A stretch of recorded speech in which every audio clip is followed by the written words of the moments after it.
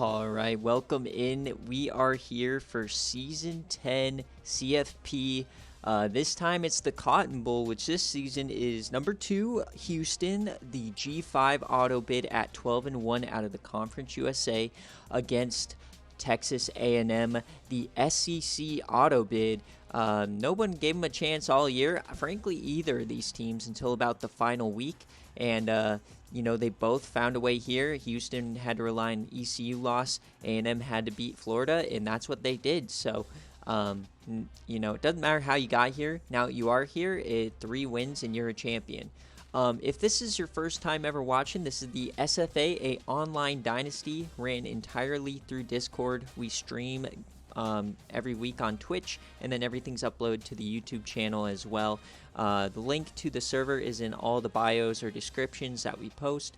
So if you want to join, definitely go for it. Right now we have about 40 active users. By the start of next season, we'll probably have 70 to 80. So if you want to claim a team, make sure you do it now. But yeah, welcome in. Let me know if you guys can hear me.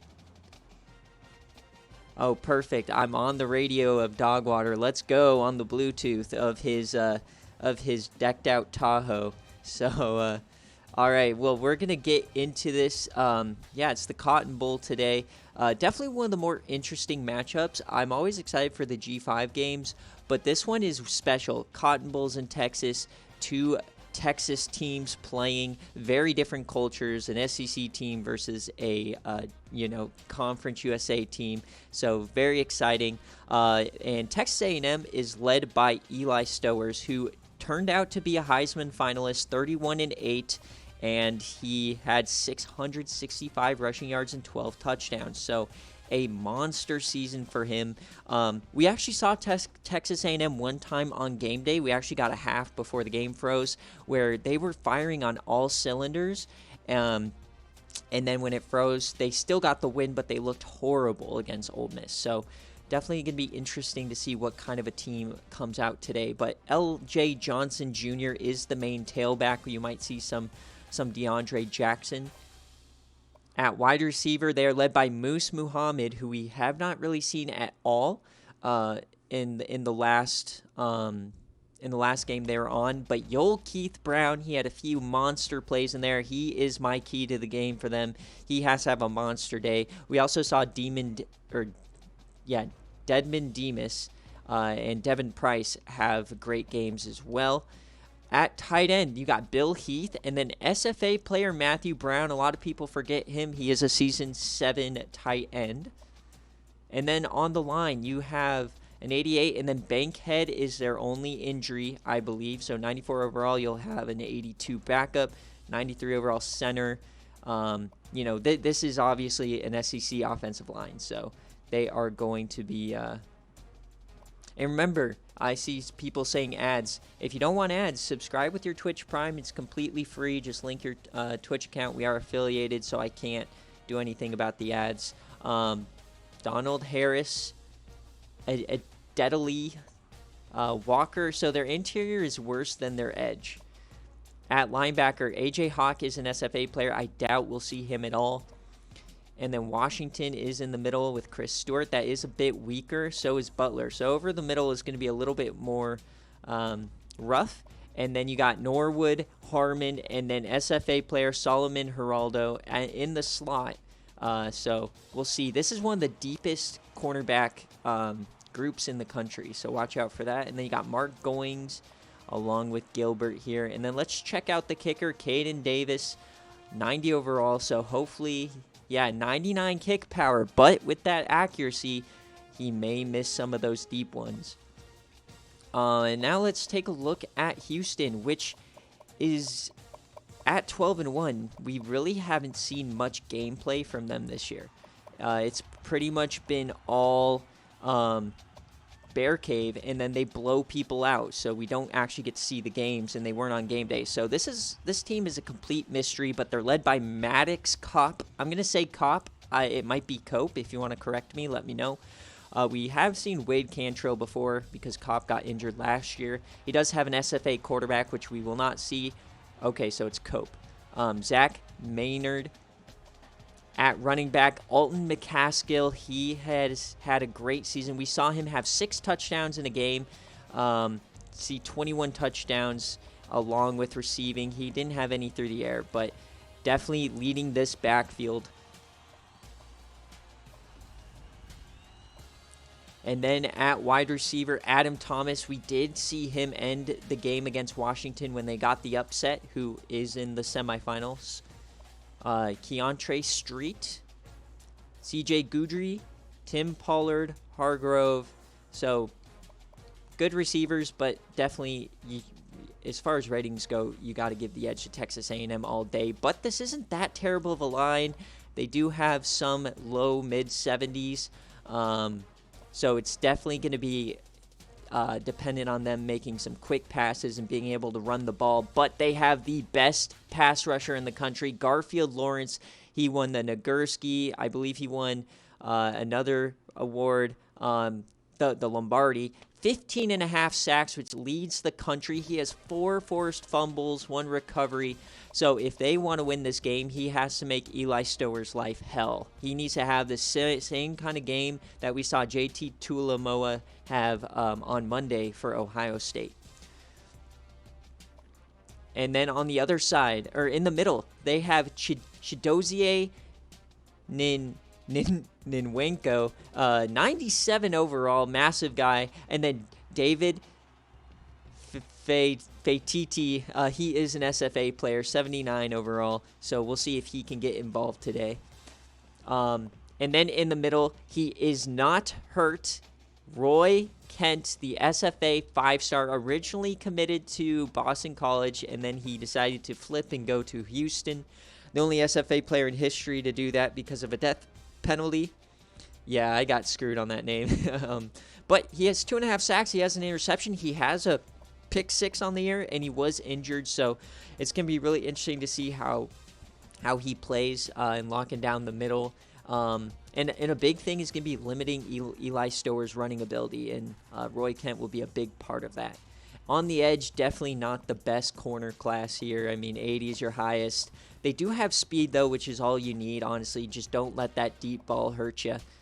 And then in the back, Mark Wilson and Tony Shaw, who was a freshman All-American with 92 speed. So I really think that they are going to rely on Garfield, Roy Kent, and Tony Shaw to go crazy. And then as far as kicker, he has 70 overall there.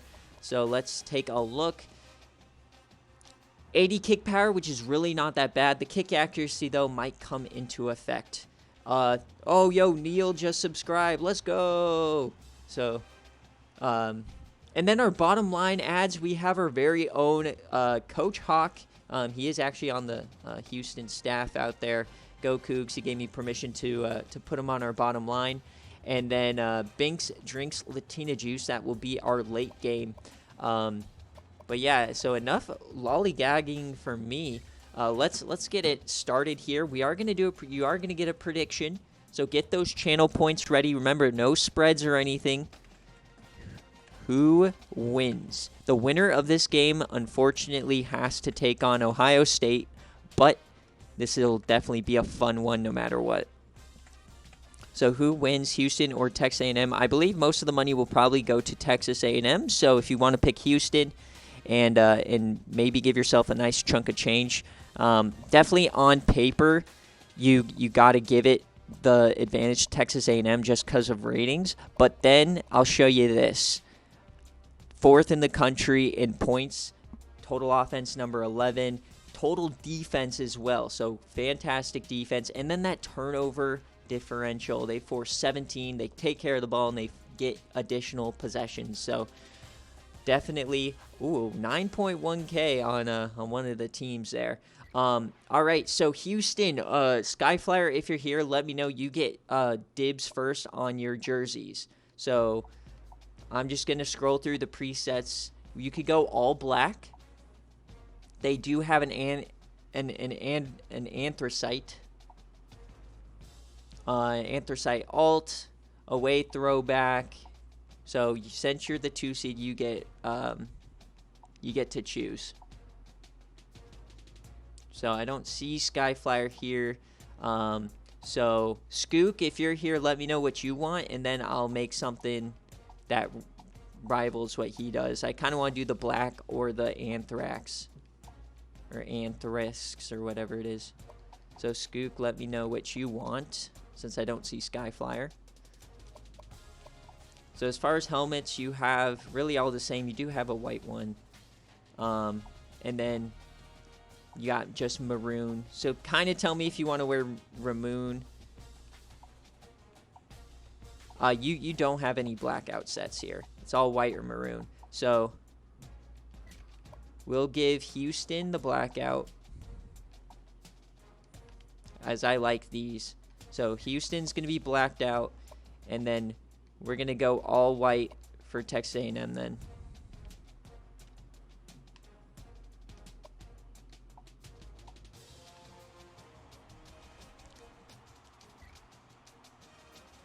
Yeah, I like that. All right, white versus white. Let me get my thumbnail, and we will be good to go. Yeah, I got you the striped shoulder guy. For sure. Oh, I got to redo that. I got to get the Cotton Bowl up there. The Goodyear Cotton Bowl. This is, if this game happened in real life, I think this would be so fun to watch because of the added in-state rivalry with Texas and how big college football is there. I just think it'd be such a fun atmosphere. All right. So without further ado, 2 versus 7. Who wants a date with Ohio State? I think this would be fun to watch if it was this same scenario. A Texas A&M team who's lost to Western Kentucky, lost to some really bad teams like LSU, versus a G5 powerhouse that was destroying everybody in their way all season long. I think that would be fun. This isn't your traditional SEC winner where they're 12-1 or 13-0 and they've just dominated the conference. This team barely won. You know, Texas A&M shouldn't be here. Now, if this was Florida, this wouldn't be a fun game to watch because it would probably be Florida dominating them. But I think this is, the stars are aligning for Houston. If we're gonna have a P5 or a G5 upset a P5, this is gonna be where it happens. Very, very hype, baby. This is going to be a fun one. Keith Brown, Eli Stowers, Maddox Kopp, and Alton McCaskill. And both these teams have SFA players, so now in terms of who gives Ohio State the biggest push, it would probably be Texas A&M just because of the talent level. But if Houston plays the way that they've played on BearCave, I think Houston could be a very tough team.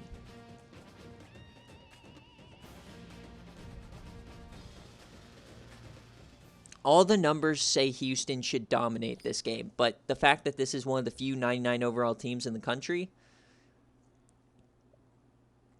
All right, no purple ref today.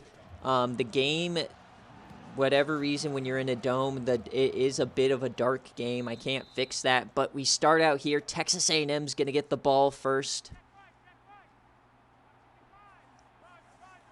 So they start out. This is the offense we saw them run earlier in the season, where they ran it extremely well, and then it went extremely poorly. But Keith Brown gets the first carry. Eli Stowers, the Heisman finalist. He took over Bo Wallace's spot in the last week. He's going to run it. He breaks a tackle. That's not what you like to see, a 17-yard rush to start the game. You got to be able to make these tackles. And I believe Garfield Lawrence is at the top of your screen. And Stowers just takes it down the line. He doesn't even do anything. He doesn't do anything to fake it. He just bolted. He must have saw something there on the edge. God damn. Eli Stowers, yeah, channeling his inner Cam Newton here. And they're immediately attacking. Fakes the handoff. He is going to throw it all the time in the world. He's going to take off, though. The corner, not sure what he was trying to do there. Maybe he thought he had help on the outside. But Eli Stower's already up to 50 yards rushing.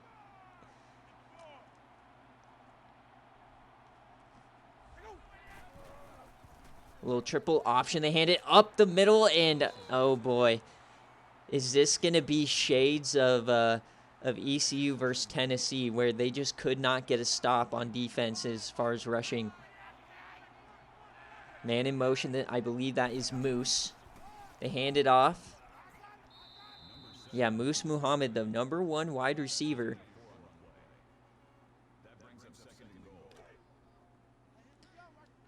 Definitely an interesting start. They have yet to throw a pass. Hand it up the middle. No, Stowers keeps it, and he's going to walk into the end zone to take a 7-0 lead. The Houston defense not impressive to start.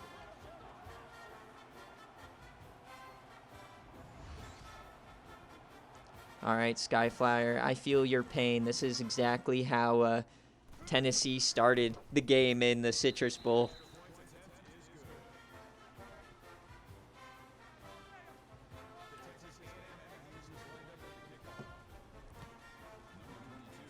All right, well, let's see what this offense can do. Like I said, on BearCave all season long, we've just seen Houston have big play after big play after big play, blowing people out. So we got Maddox Cope and Alton McCaskill. Those are the main guys on this offense. I love their blackout jerseys here. McCaskill to start it out. He gets a modest 4. He had a 6-touchdown game earlier. And now he is the career leader for rushing yards. So congratulations to him.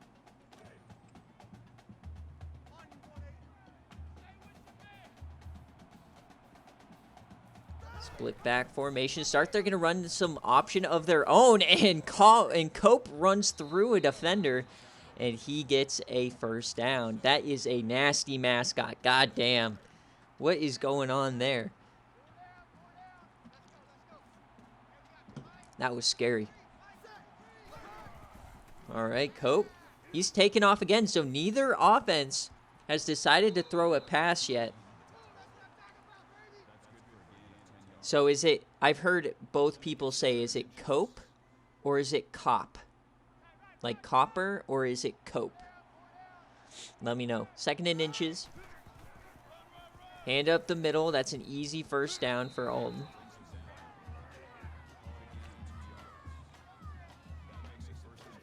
Yes, we'll just call him Cock. Thank you. Thank you, Neil. All right, a little tight formation here, and they're going to run quick option. He just gets murdered. I've heard multiple people tell me it's Cop, and multiple people tell me it's Cope. I thought it was Cop. Fink, do not be mistaken. I am cheering my heart out for Houston here. And that was a terrible throw. So the first throw of the day for either side. Maddox. I'm just going to call him Maddox.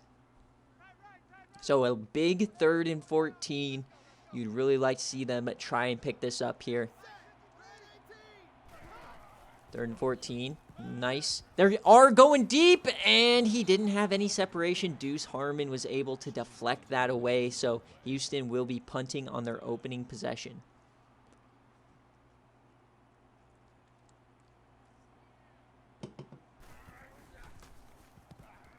As a reminder to everyone, off-season strategies and offers are open. They are due on Sunday, which is the national championship. If I do not hear from you, your budget will go to the Generational Talent Fund.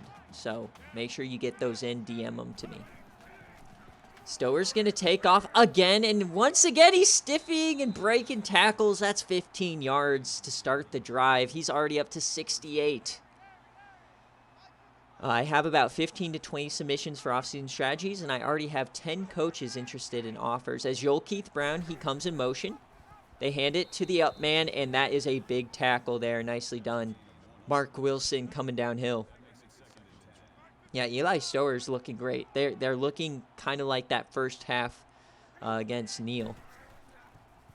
And he keeps it. They fake him out, and they run the triple option to perfection. And the running back's still going, and he is gone. L.J. Johnson Jr. touchdown, Texas A&M, and they go up 2 scores here early in the Cotton Bowl. Oh boy. Is this going to be a thanks for coming out moment?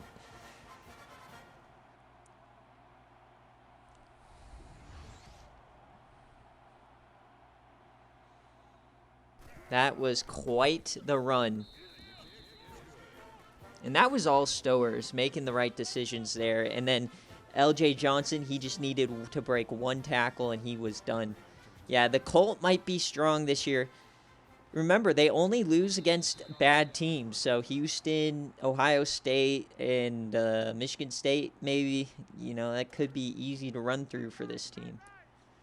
Will we have another Mickey Mouse champion? That is the question. All right. Houston, don't worry about the defense. Just get your offense going. We know you can score fast and in a hurry. As they connect there, C.J. Goudry, you really need to get Maddox in a rhythm early here.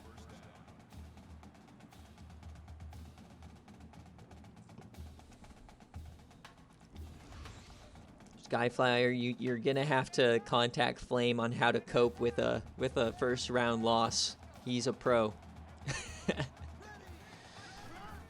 All right, hand it off. There's McCaskill. He has a little bit of room.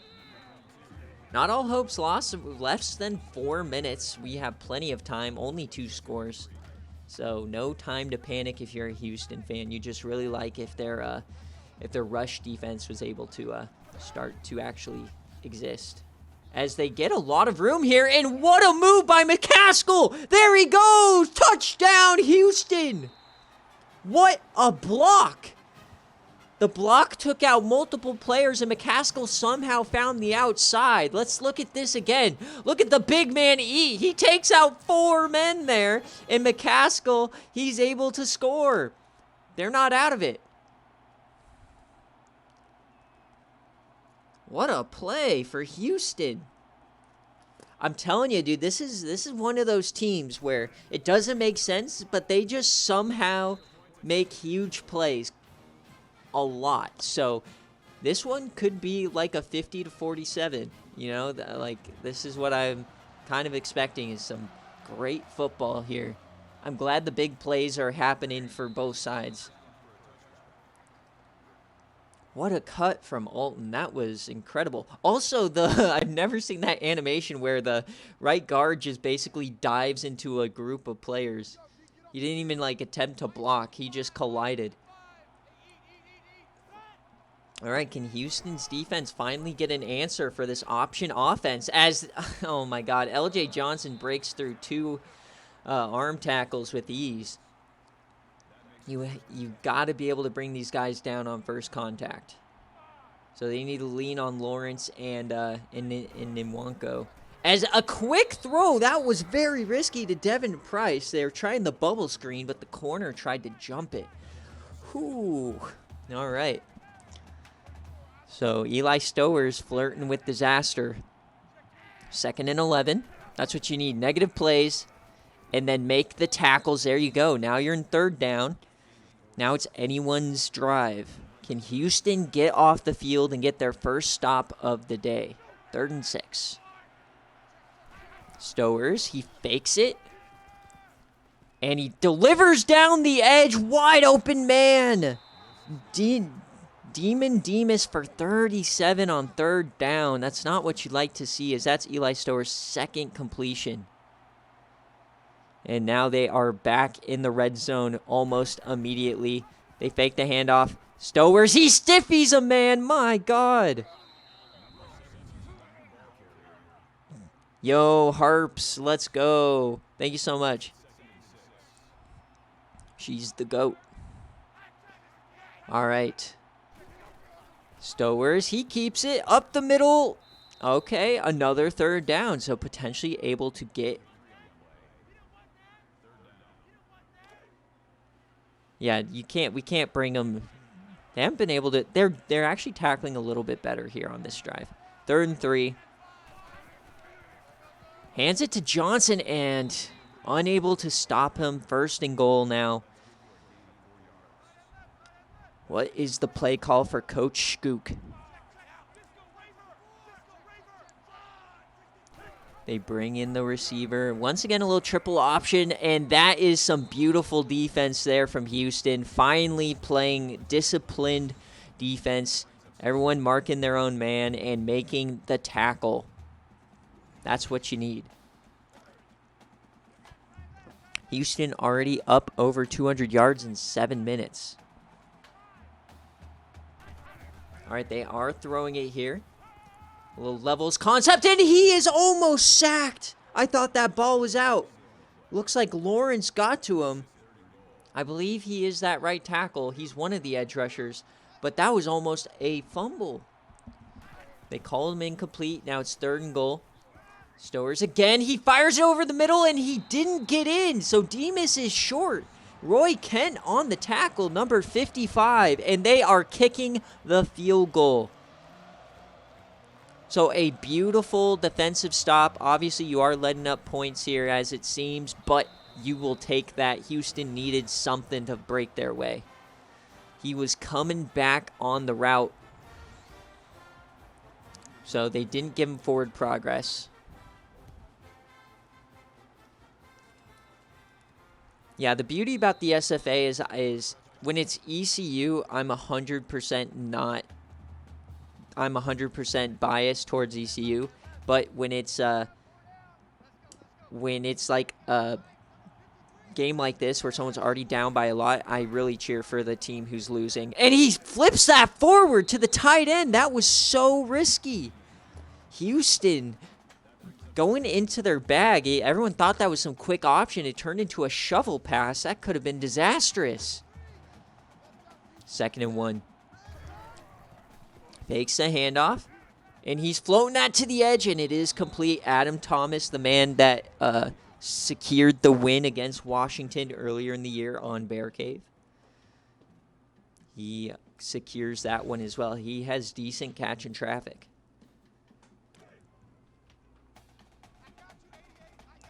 All right, so Houston, the momentum they're starting to feel themselves. Maddox.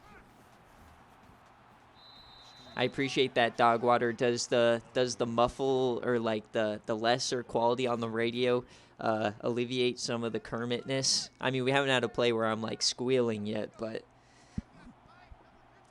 all right, big 2nd and 3, and they're running quick option again. Maddox, he does get the 1st down. No one took the quarterback there, and he barely stretched it across. And now they are on the 40-yard line in Texas A&M territory. 1st and 10. Another triple option. He flips it to Adam Thomas, and he has all the room in the world. Touchdown, Houston. They respond instantly. Adam Thomas on the triple option gets himself a rushing touchdown. The number 1 receiver there. A beautiful flip by Maddox. They actually might put that down as a passing touchdown in the record books. We'll have to see later on. But Houston makes this a 3-point game.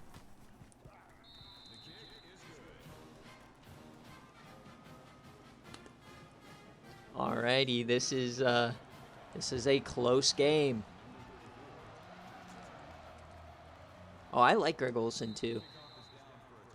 I don't understand all the crap that's going on with Greg Olsen and Tom Brady. Like, they're trying to make it a thing when it's not really. Like, I think that those two could easily just be on a game together. Anyways, back to the game. How is Texas A&M going to respond? Their defense not doing much the last 2 drives, 2 big plays. Stowers. All right, they are going to throw it over the middle. 1st down to Denman Demas. That's his 3rd catch for 55. This is definitely going to be a high-scoring Cotton Bowl today. If you picked the under, you are stupid. As Stowers, they try the shovel pitch option play, and he gets smacked by the freshman All-American Tony Shaw in the backfield. The safety came downhill and made a play. 70%? God damn. Oh, because he doesn't go from the #1 team. That makes sense. As LJ Johnson, he takes the counter, and he gets 10. So now it's going to be a very manageable 3rd and 3. LJ Johnson himself up over right about 100 yards. So last play of the first quarter here. Stowers is actually going to throw it, and he does connect with LJ Johnson on a dump off for the first down. So at the end of the first quarter, Texas A&M 17, Houston 14. What looked to be an early blowout, Houston stuck to their guns, relying on their big plays, and they are still very much in this game. So second quarter starts, Eli Stowers. They're going to run the shovel again, and he is brought down. That is a tackle for loss for Nelson Caesar. So Garfield must be on the other side. So Caesar has the white sleeves and the dreads, while Lawrence has just dreads. Or maybe they both do. I guess they both are wearing... Never mind. I'm stupid.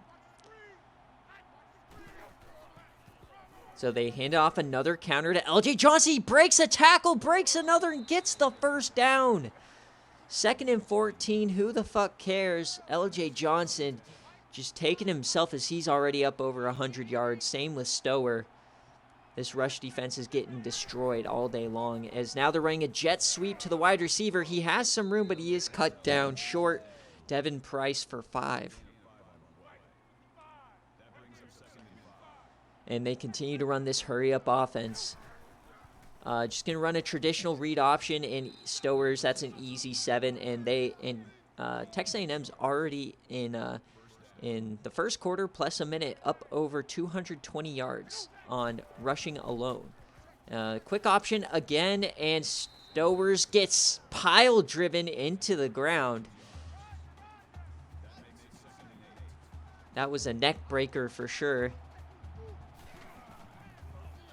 LJ Johnson over the middle, and he is brought down on first contact, even though he still gets 6. It is 3rd and 2.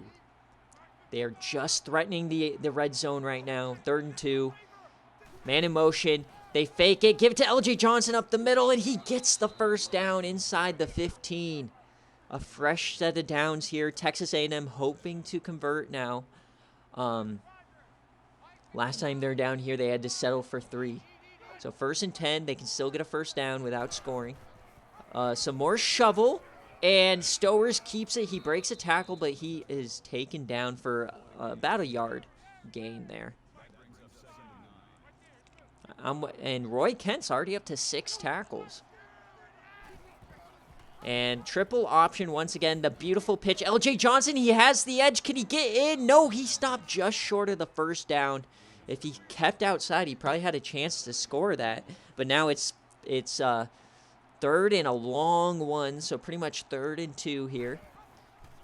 And Stowers, it's a broken play, and he takes it up the middle. There was a miscommunication with the running backs, but it didn't matter. Eli Stowers improvised and ran it up the gut for an untouched touchdown. They take a 10-point lead.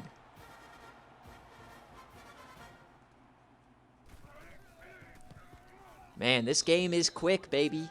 Both teams running like hurry-up option-type offenses with massive runs. Yeah, this is going to be a very high-scoring game. This could threaten the record of the 50-47. It's on pace.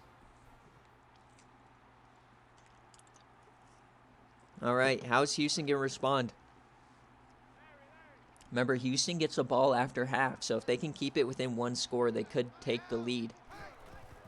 And they're going to run some option cop, and he tried to pitch that and somehow hung on. He broke a tackle and then tried to pitch it, but the pitch wouldn't go. It got caught in his hand. He somehow had the grip strength to hang on there. 2nd and 13.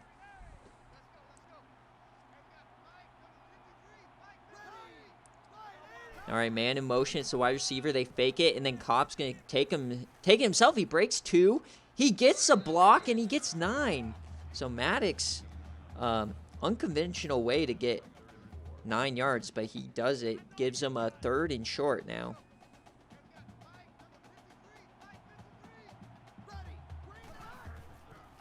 They're going to fake the throw. He's going to dump it off to number 12, Keontre Street, and they get stopped a yard short. So it looks like it's going to be a 3 and out. To the 13 people watching, welcome in. Thank you for joining. We have another exciting game coming after this as we head over to Atlanta in the Peach Bowl between number 1 Michigan State and Florida, who's number 8. Who Texas A&M actually beat in one of the most shocking games of the season.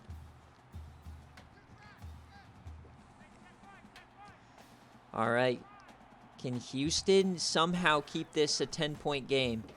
Over the middle, that's intercepted! Eli Stowers tried to hit the man, and he breaks a tackle, and Stowers brings him down inside the 20. Houston, Jalen Emery, he cuts in front of the route, in front of Demas there, and he returns it. He breaks the tackle, and Stowers had to bring him down. Houston is right back in business.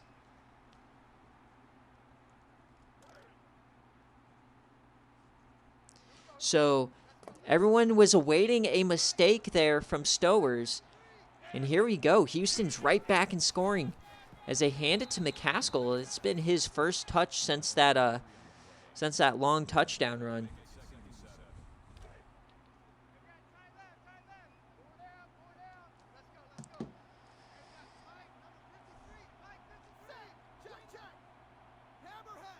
Maddox, they're going to run some option to the other side. He gets it to McCaskill, and now it's a 3rd and short. Houston on the 10-yard line.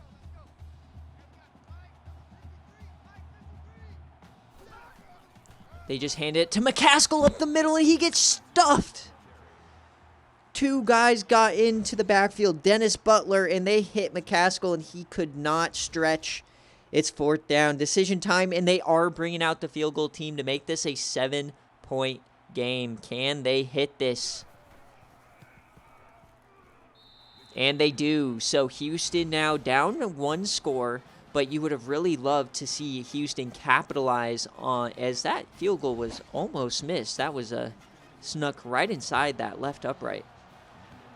So Houston's only able to get 3 off the turnover.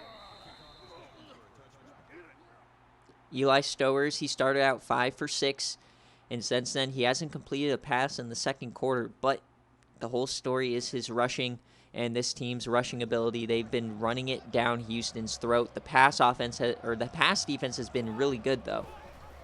So they stack the box here, and no one checks Stowers as he's all alone now. He's into the 3rd string. He breaks the tackle. Stowers all alone. Touchdown, Texas A&M. 75 yards to start the drive, and Texas A&M's up to 31 here. Everyone had a man except Stowers, and he broke the last man's tackle to take it all the way. God damn, dude, we have that's like his 15th rushing touchdown of the season. I don't know how he wasn't in the Heisman conversation more, or as like a finalist, like pushing Marcus Davis. Had this team maybe been 11-1, he probably would have gotten 2nd place. But you got to make that tackle on the quarterback if you're the last man. I think that was Shaw who missed the tackle. You can't do that. So Houston all of a sudden went from interception, chance to make it a 3-point game, to down 14. That's how quickly the tables can turn. Let's see if they can get back the mid-screen, channeling their inner Neil, and that goes for 13. See, that's how you run a mid-screen, Neil. Take notes. Cops are up over 100 yards. But Houston, they know their defense isn't going to be able to make many stops, so they got to start scoring in bunches. As he throws that deep and connects for 21 to C.J. Goudry over the middle, a deep in route. He put some mustard on that thing. If he had a little bit more time in the pocket, he may have been able to float that deep and connect for a big play, but he threw the piss missile when it was needed, and they get an easy 20. Now they come out, split backs, three receivers. Hand it to McCaskill, who gets tripped up. You'd really like to see him break through that arm tackle. He could have had a lot of room to run. But they're on the Texas A&M 39 now, so they're quickly in striking range. 2nd and 7. We have just under 3 minutes left here in the second quarter as Maddox keeps it up the middle. Both these QBs are running rampant today. Except Maddox only has 37 yards, where Stowers has, I think, over 150. All right, and triple option. Maddox keeps it again. He only gets 2 this time, though. Great defense for Texas A&M. They swarmed. So it looks like Texas A&M's whole game plan is to take away McCaskill in the running game as best as they can on these option plays, which is working. So Houston's back threatening the red zone. I mean, very likely, Nick. I mean, as McCaskill, he pushes forward. He gets 6, but it's still going to be 3rd down. I mean, we're already up. Ours was 97. This one's already up to 48. So very well could be. And in our 4th quarter was the highest scoring. And they hand it to Adam Thomas, and that did not work. He gets stuffed in the backfield. Tumais Adelie, his 3rd tackle for loss, and they're bringing out the field goal team. This is about a 37-yarder. This would put them within 11. So, interesting decision here from Skyflyer, but you definitely don't want to take yourself out of a game, especially when points, you need every point you can get. So, a pretty good decision here, I'd say, for Houston. They're within 11 now, still 2 possessions, but a lot more manageable than 14. But Texas A&M still has 2 minutes here to work with. As Stowers, I mean, first half, this team already has 322 rushing yards.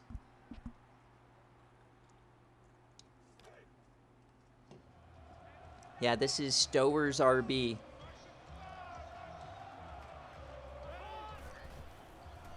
So they fake the handoff. They're actually going to throw it. They throw it over the middle. Contested to Devin Price for 10. Clock stopped. They took a timeout. So Texas A&M down to 2 on their own 35. Stowers throws it again. Once again, dumping it off to a running back who is stopped, but he did get the first. Stower Bees, yeah. Yeah, I think I beat you to it. With the delay. And, oh, that was almost picked again. They dropped a man into coverage over the middle. Stowers isn't really seeing the middle all that well when he's throwing the ball.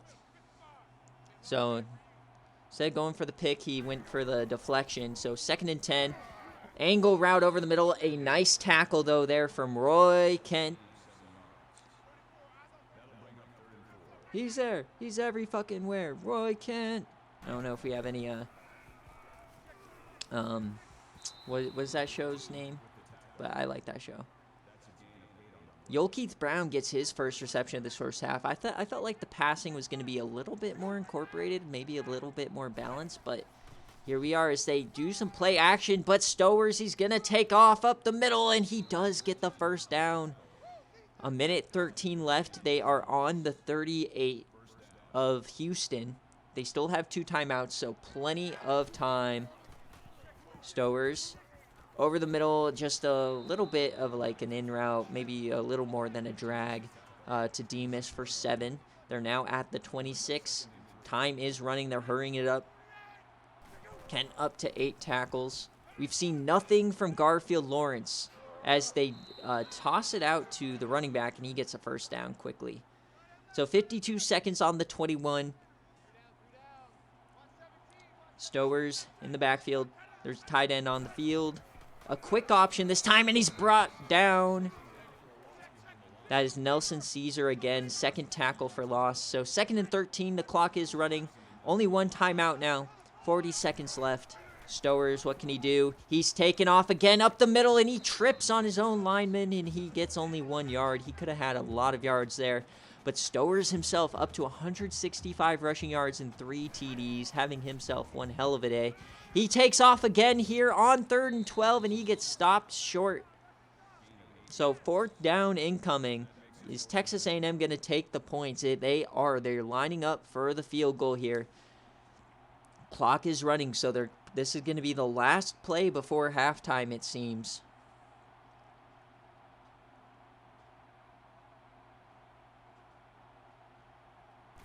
So 2 seconds on the clock. A&M, the kick is up, and it is good as we head to halftime. It's 34-20. Yeah, that's a final score, but Houston's still in it. They get the ball back, down 2 scores. Now, next game coming up from McNasty, relentless tunnel vision from Michigan State. They are locked in, ready to go, and ready to eat some gator tonight. And then our second one, we have a new little fun side thing going on in the SFA. The SFA King of the Hill tournament for the SFA Championship in WWE. If you want to make a guy, feel free to send Hawk a DM, and he'll be able to make you. Our initial tournament's going to set the first our initial champion, but also the power ranking. So, and then this is a way for us to settle disputes in the server. You know, you just get in the ring, fight it out. Or, you know, just a fun little thing to do on non-game day days. So, yeah, this is a fun little thing that will be happening on and off throughout a season maybe, but it should start on Friday. If you want to submit a bracket for recruiting points, it is available in that channel. You just got to DM it to me or post it in the server, so I can make sure to count if you win. So, yeah. As we head here, 338 rushing yards. God damn, Texas A&M. I mean, if they play like this, they could easily take out Ohio State. They're basically running the Ohio State model 10 times better right now than C.J. Stroud does. So, very interesting game here for Texas A&M. Let's see if Houston was able to make some halftime adjustments. Not sure if Skyflyer had something up his sleeve here, but he's down 14. They do get the ball first, though, so they have a chance to make it a one-possession game.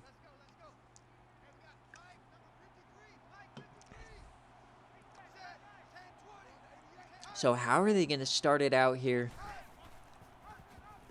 They just give it to McCaskill up the middle, and since he had that long touchdown run, he really hasn't been able to get much else cooking. He only has 86 yards.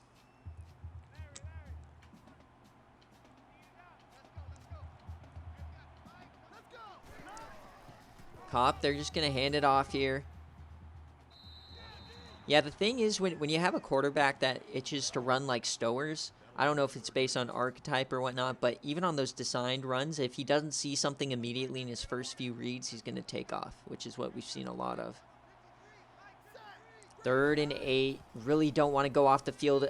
And a nice out route there from Houston. He breaks a tackle. Tim Pollard. Beautiful way to find the sticks. Definitely not the...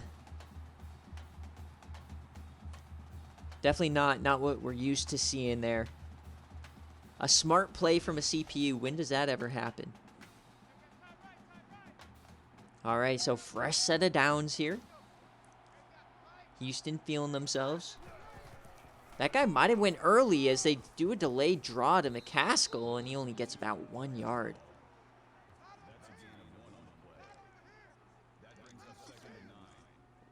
So Houston, a team that relies on the big play, has only been able to get 2 of them today. Whereas Texas A&M has gotten a lot, about 4 massive plays. As once again, they're trying to get McCaskill going, but it's now a 3rd and 7.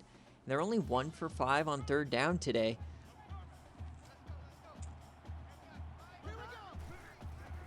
So a delayed handoff on 3rd and 7, and that's going nowhere. They get 0 yards, and they are going to have to punt here. Houston. You got to, you know what? Let Big Hawk go out there. Fire this team up. You guys need to, someone needs to light a fire under your ass. You can't be running a halfback draw on 3rd and 7 in the CFP, my guy. especially down 2 scores. Well, let's see what Texas A&M does in this second half. They'd made one mistake, but didn't really hurt them. Moose comes in motion, and once again, Stower's all by himself. He breaks a Roy Kent tackle, and he gets himself 13. Stower's up to 186 yards. He's averaging just under 10 yards a carry. They're running some shovel pass now, and that doesn't go anywhere. They're up over 350 yards on the ground. I believe they've already beaten Tennessee's total in the Citrus. They're once again doing some triple option, and this time Roy Kent does bring down Stowers. So a rare 3rd and long here for Texas A&M. And they're just going to do the same thing. They run a halfback draw, but it works. And LJ Johnson gets 20. Oh, that's a ball buster. 3rd and 10 and a handoff, and you can't stop it. Oh, that makes me want to puke. Stowers once again taken off, and this time he gets swallowed up, -6 yards. And that's the first play we've seen today from Garfield Lawrence, as he gets a sack here. But if this team wants any chance of winning, you gotta have Garfield Lawrence pop off. So Lawrence has one white sleeve, one no sleeve. But a big 2nd and 16 incoming now. So you gotta hope Lawrence can start making more plays. And they dump it off. They sold it. They ran engage 8 on 2nd and 16. Trying to blitz the shit out of Eli Stowers, and he dumps it off and gets a 1st down. That is another ball buster. Texas A&M cannot be stopped right now. 2nd and 14. They're on this drive. They're getting so many negative plays, but it doesn't matter.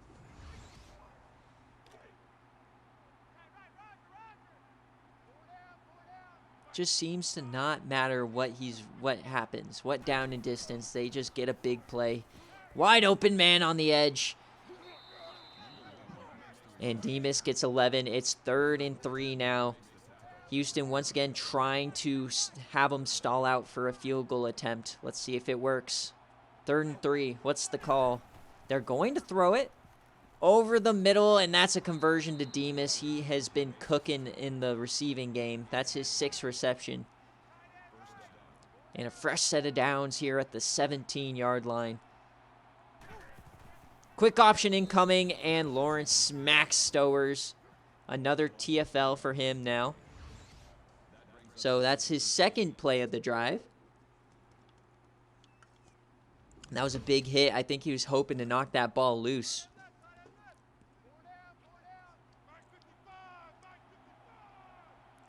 It ain't over to the fat lady sings as we got 2nd and 13. Stowers, he keeps it himself, and he breaks a tackle, gets a... No, they call him short that time. So a 3rd and 1 incoming. Maybe Houston might be bailed out here as Roy Kent gets double-digit tackles. That right side looks really juicy. And they give it to LJ Johnson up the middle, and he gets a 1st down. LJ Johnson himself up over 150 yards. I'm trying to keep it interesting here as Stowers goes up the middle. Touchdown, Texas A&M, and they go up by 3 touchdowns here in the Cotton Bowl. Who is ready for a Texas A&M Ohio State matchup for the Natty appearance?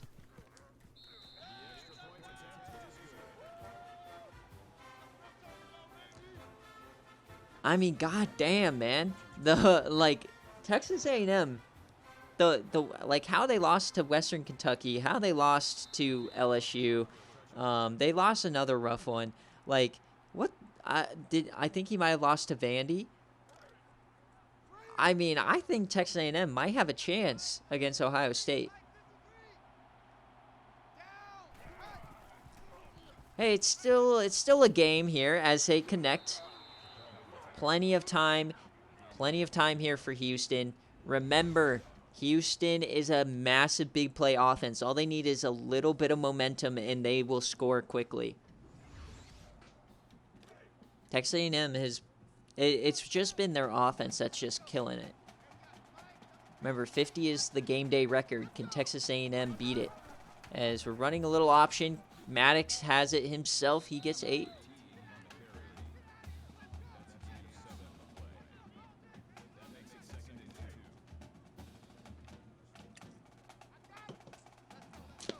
Yeah, this is one of those cases where, you know, I think Houston's doing decently well. As McCaskill breaks through the middle, and he gets 21 there, his second best run of the day. But the hardest part about the SFA is not only do you have to be good in just regular sim, you have to be good in the quick sim. Then you have to be good on the BearCave where you jump in for gameplay. And then when you get to the CFP, you have to win 3 game days in a row. Definitely not an easy task at all. Very difficult to be good in all 3 phases, as obviously Texas A&M is really good on game day, it appears, and okay in sim, or okay in BearCave, and they really, really struggle in just base sim. So it's just about avoiding disaster throughout the season, really, and giving yourself a chance. But you can't go far if you can't win on game day, as I found out. I went 0 for 2. But Houston here, they're driving. They're on the 15. Maddox keeps it, and he cannot find the outside. He gets brought down.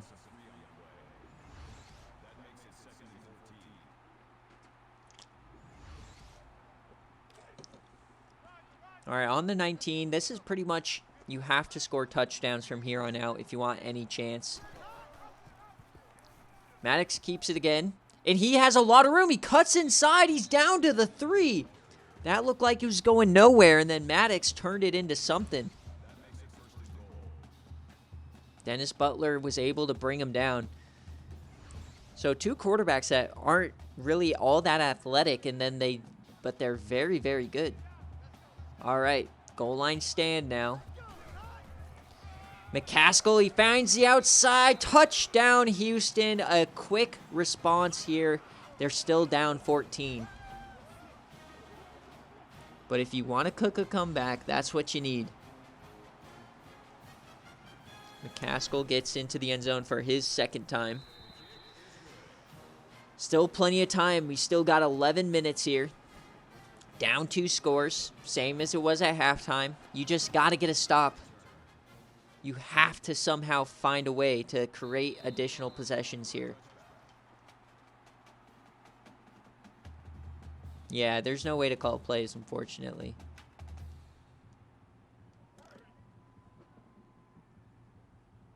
I mean, then it'd just be, oh, let me call 4 verts. Or read option. As LJ Johnson, he fights. You just hope that Houston can somehow find a way to at least stop these runs at like under 5 yards a carry. That's all we're asking for. I'm not asking for stuffs. I'm asking for not letting him get 10 a carry. As Stowers, once again, he cuts inside, cuts out, and he is threatening. What a move there for Stowers. He turned a 5-yard gain into 40. He juked that man out of his shoes. This man is he's threatening Micah Bernard's best rushing game we've ever seen. As he hands it off to Demas.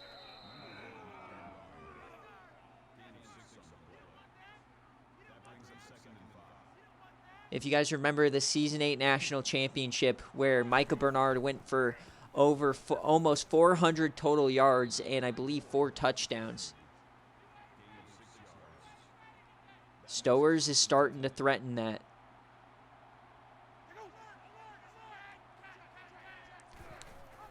All right, triple option up the middle, and that's going to be a touchdown for Devin Price. A&M responds very quickly.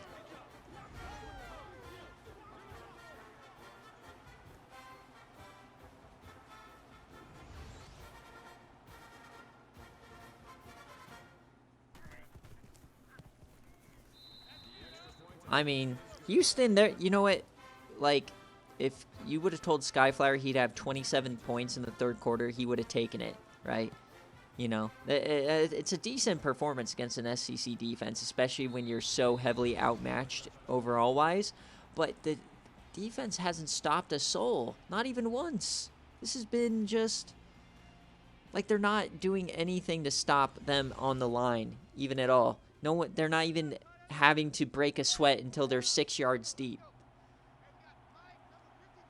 All right, well, let's see what Houston can do. They're just going to keep running their offense. They hand it to McCaskill. He stiffies a man, and he gets 7.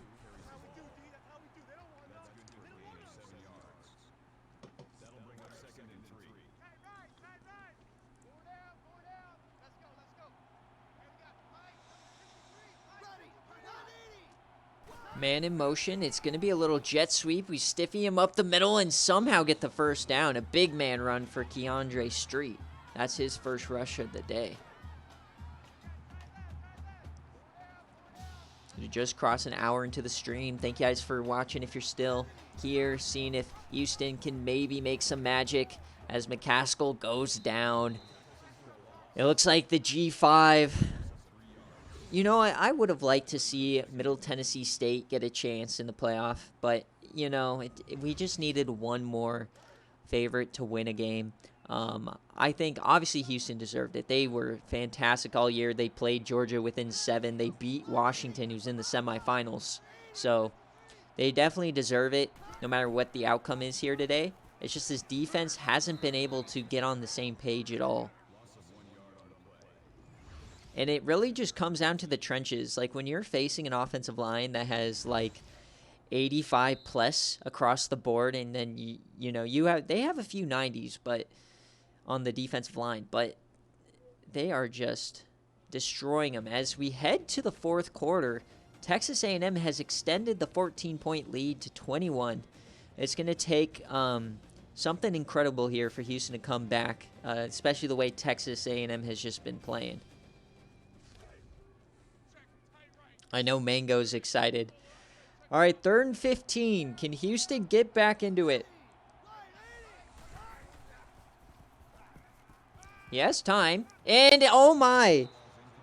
His arm got caught on the defender, or on his offensive lineman, and it's 4th and 15 in their own territory, and Houston is coming out and doing it.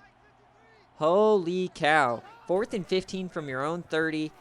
Houston, they dump it off to Adam Thomas, and that's not going to work as Texas A&M is going to take right back over. Oh, boy. So if Houston has any chance, I think their defense is going to have to create points. We need a pick six, a fumble, something. As Stowers drops back to pass, he just dumps it off as Johnson breaks the tackle. He gets 4. A&M's taking a victory lap here. I mean, it's not over till it's over, but it's definitely looking tough. As he dumps that off, that was a scary throw. Roy Kent maybe could have jumped that if it was a little lower. Yeah, chill on the Colt. Remember, Dogwater, it's a Colt. He has to, otherwise he'll chop off a finger. A&M over the middle, and that is broken up by Roy Kent. So a 3 and out for Houston's defense. A little late to finally be making a play. But Texas A&M bringing out the kicker for a 51-yarder. Can they extend this to 24? And he missed it wide right. So if you're going to give Houston a chance, that's the way to do it. Force a long field goal, and he just barely missed it, pushed it outside the wickets.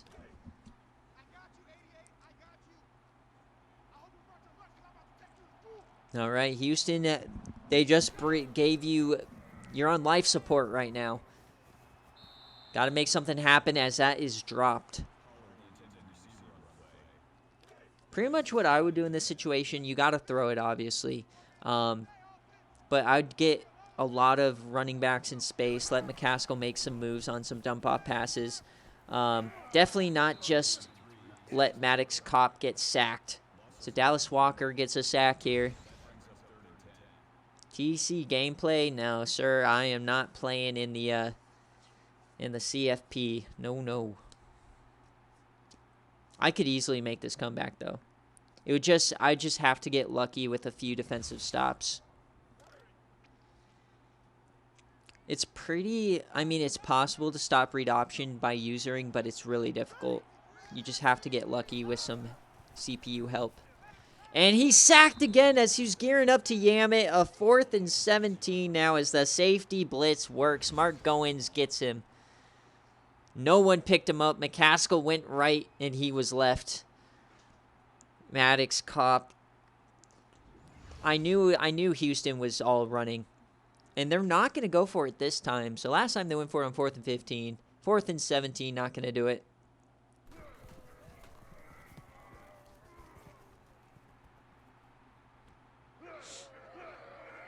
And Demas, he breaks a tackle and he gets hit for 9.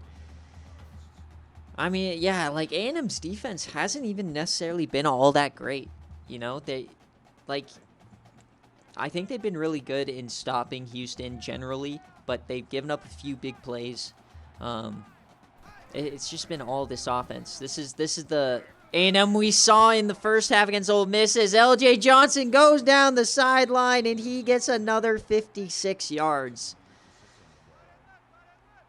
Here we go. Texas A&M running up the score on the in-state rival. First and goal. Fake the handoff. Stowers, he dumps it off there.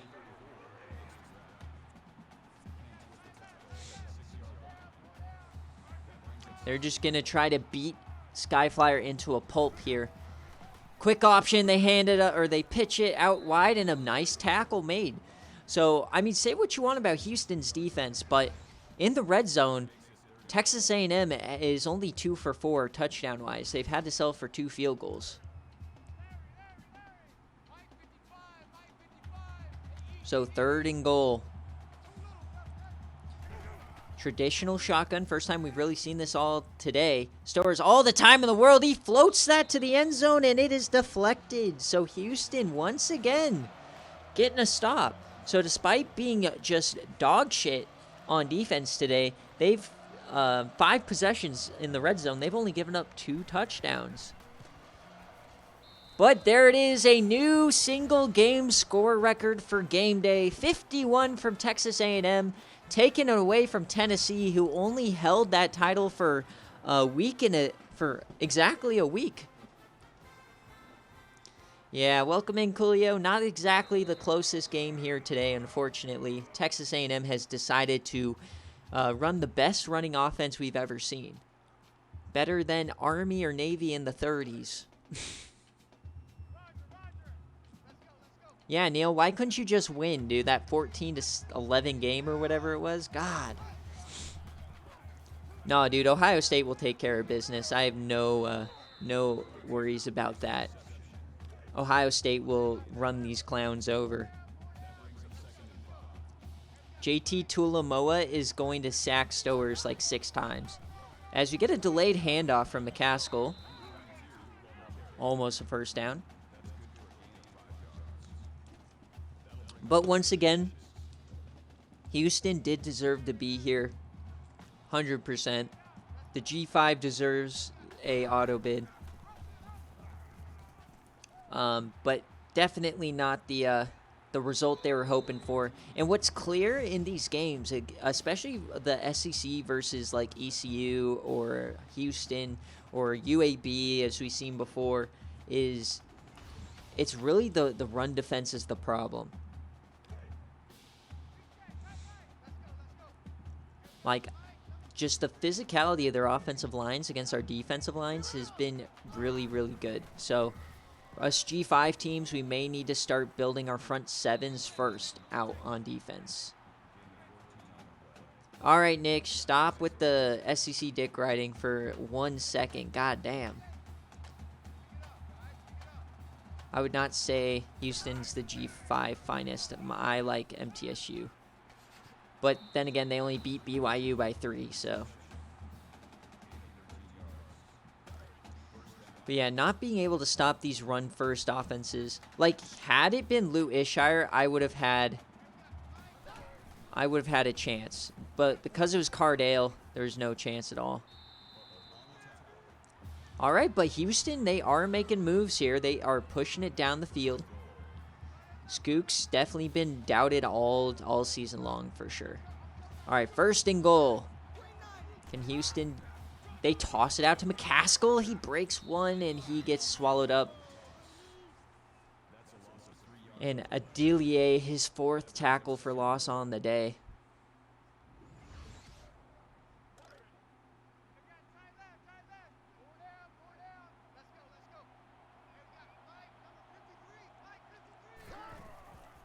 Fakes the handoff. Maddox over the middle, and he is short of a touchdown, but he gets inside the 1 here. Can Houston punch it in?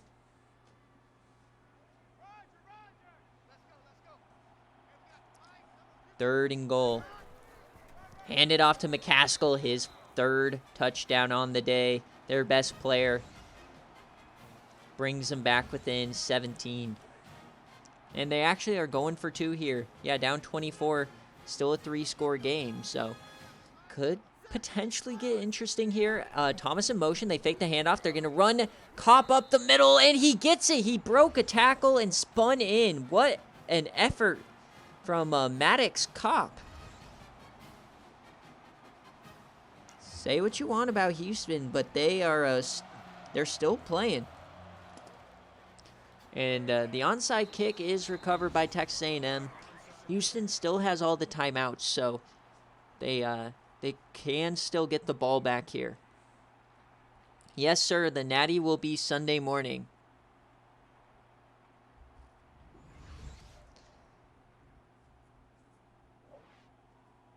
L.J. Johnson.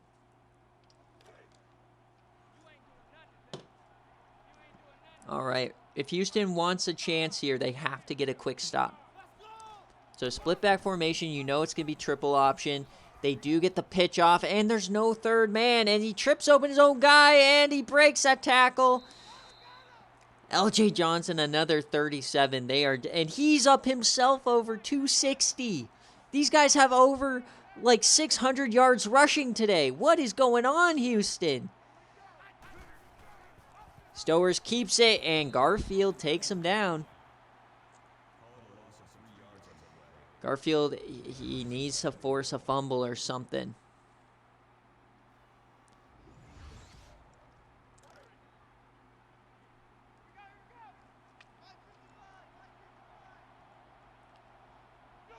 Yeah, never forget Buffalo beat Tennessee. As we hand it off, and he redirects, touchdown, Texas A&M.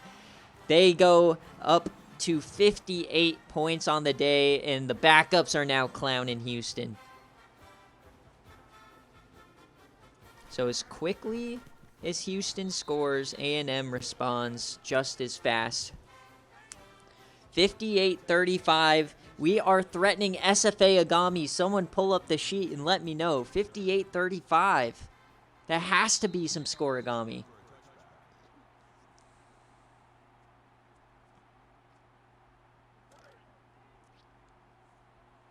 That's all we can hope for in a blowout playoff game.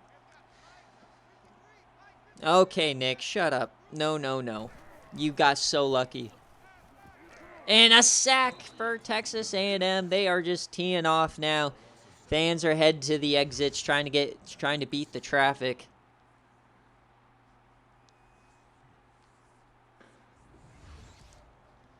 Bro, let's see a 400-yard game tonight from Binks. That's what I want. All right. Can Houston make anything interesting of this blowout? They're down 23 here in the 4th. Yes, sir. Right now it's Scorigami. Sir, you had like 5 plays inside the 10 with 10 seconds left. It's like, bruh. I was clamping. Then you pansied out and ran a run play from the goal line. Shame. No. All right, Houston, do not score. I want some SFA Agami tonight. 2 in a row. They're 0 for 1 on 4th down, so this is going to be their 2nd attempt. And it's going to be a screen pass, and he is sacked. Maddox, what are you doing? Sacked for like the 6th time this half.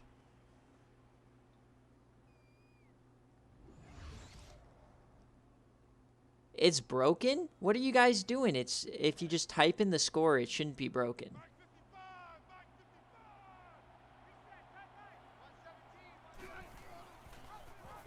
I literally was on it last night. It shouldn't have been broken.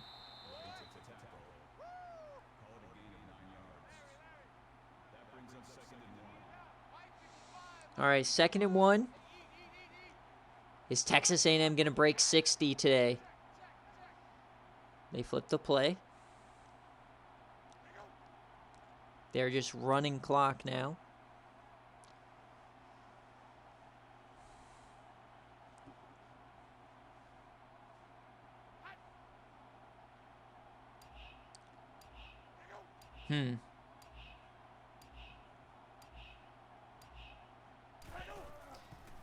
All right, A&M, and Stowers goes up the middle. Another rushing touchdown for him as A&M is going to go get 65 here today. They're going up 30. Running up the score. Pin, if you could just DM Rick real quick what the problem is. Because I know he'll be able to fix it super quick. I can't fix that. I don't know. Oh, God. I did not mean to put that up on the screen. I don't know how long that was there.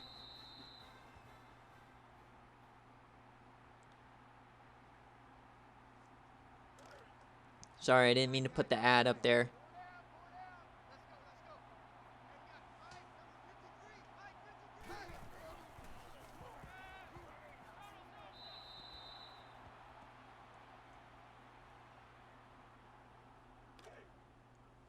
And why all of a sudden am I dropping hella frames?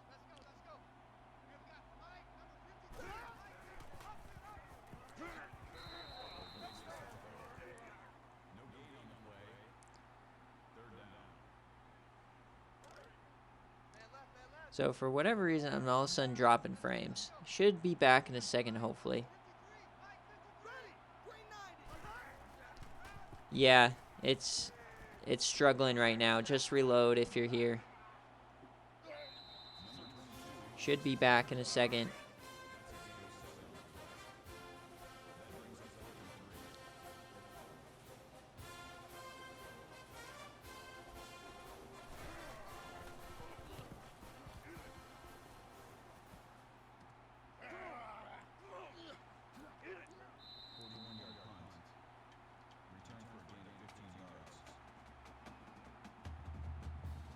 Yeah, I'm not sure why I'm all of a sudden dropping hella frames. But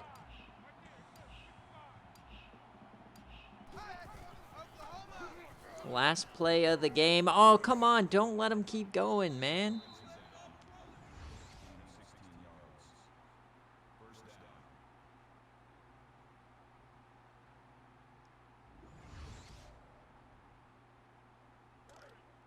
No, it hasn't.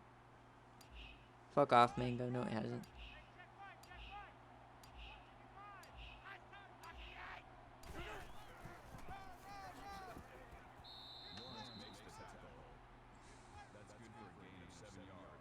Yeah, just reload. I don't know what happened there.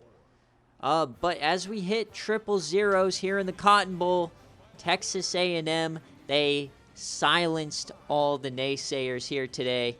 Just obliteration of Houston here in the Cotton Bowl. They couldn't do anything on defense as they set a new scoring record, 65 on a game day, as they win 65-35. And they'll take on Ohio State in the Rose Bowl.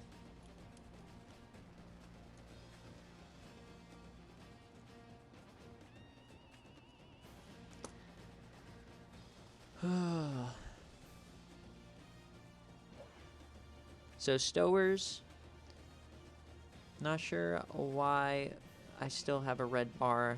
Like, I didn't change any settings.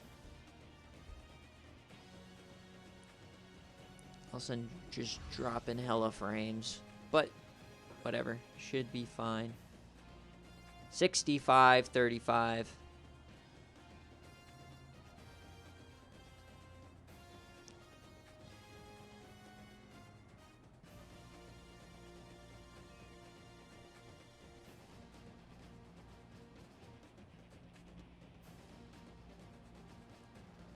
As, okay, the stream leveled out here. Should be fine. Just reload. Yeah, reload if needed. 65-35. A massive blowout. Big game. So anybody who gets mad... oh, yeah, it did break it. That was 100.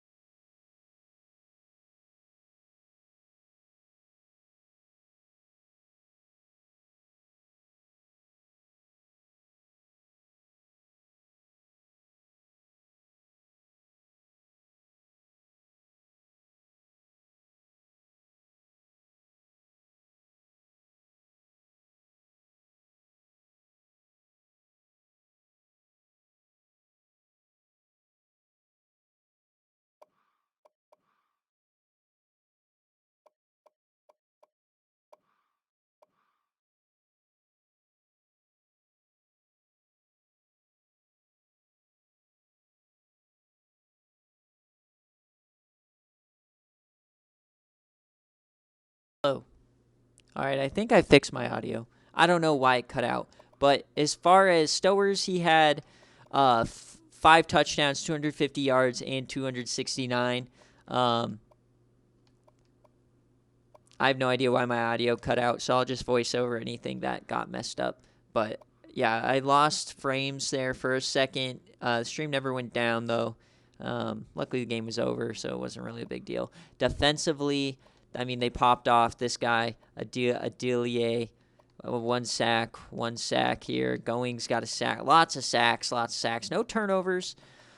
So, just 500 yards rushing, you will never see that at all. Between two guys. What was their total rushing yards? Team stats. How many rushing yards was it? 585 on the ground with 8 rushing TDs. Are you high? My God. All right. What a just ridiculous offensive performance from Texas A&M, and that's what we saw in that first half. Obviously not to this extent, but they can definitely if Texas A&M wins the Natty, Stowers might be a big player there. Alrighty, so this game is over. It'll be Texas A&M and Ohio State in the Rose Bowl, but I'm gonna take a quick break. Gotta go to the bathroom. Get ready for the next game. So I'll be back in about 5 to 10 minutes. Thanks for watching.